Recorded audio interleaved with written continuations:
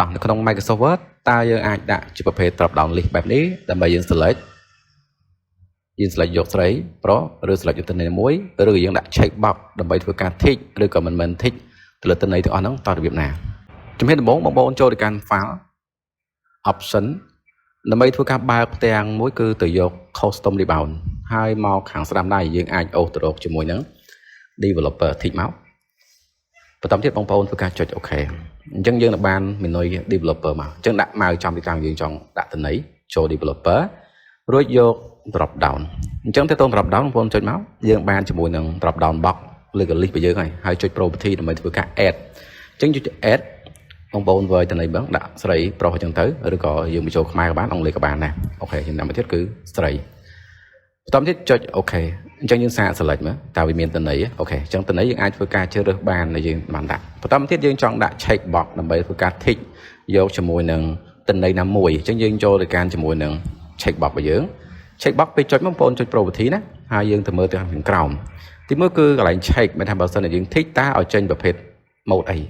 ទី2គឺកន្លែង uncheck អញ្ចឹងយើងកន្លែង tick នេះបងប្អូនយក font មួយកាន់ឯ font នេះវាអត់ត្រូវណាបងប្អូនដូរទៅកាន់ winding របស់យើងយក tick មក mode ណាគេថាបងប្អូន tick ចុចពីរដងអញ្ចឹងសម្រាប់ទី2គឺពេលយើងអត់យកឬ untick អញ្ចឹងយើងយកប្រភេទ winding ដែរគឺយើងយកប្រអប់ទៅទេនេះចុះអូខេឥឡូវចុចមកអញ្ចឹងយើងសាកតេស្តមកអញ្ចឹងចុច1ចុច2អូខេ tick និងមិន tick អញ្ចឹងបើសិនបើយើងមានទិន្នន័យច្រើនយើងក៏ចម្លងបានដែរមិនបាច់ធ្វើការបញ្ចូលទៀតក៏បានដែរអញ្ចឹង tick ហ្នឹងយើងចុចឲ្យចំ tick របស់យើងមកយើងចង់ទៅដាក់ទៅលើទិន្នន័យផ្សេងណា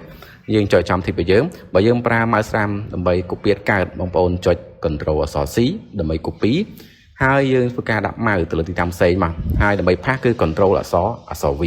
អញ្ចឹងក៏ពេលផាសមកវាបានមួយទៀតដែរអញ្ចឹងយើងគ្រាន់ធ្វើការដកពំលាតវាដើម្បីរុញពីសញ្ញារបស់យើងណាអញ្ចឹងយើង control V ម្ដងទៀតមកដើម្បីដាក់ទីតាំងផ្សេងមកទៀតអូខេអញ្ចឹងពេលដែលយើងធ្វើការបានទៅលើ tick ណាមួយអញ្ចឹងពេលដែលយើងបញ្ចូលទិន្នន័យឲ្យគេជ្រើសរើសឬឲ្យគេ tick អានឹងគឺមានភាពងាយស្រួលជាងអញ្ចឹងហើយពេលដែលយើងរើសហើយយើងអាចធ្វើការសាកតេស្តទៅកាន់ file print អញ្ចឹងពេលបងប្អូនចុចលើ print យើងឃើញទិន្នន័យរបស់យើងគឺវាមាន tick វាមានជាមួយការរើសរបស់យើងត្រឹមត្រូវដូចគ្នាអូខេអរគុណច្រើន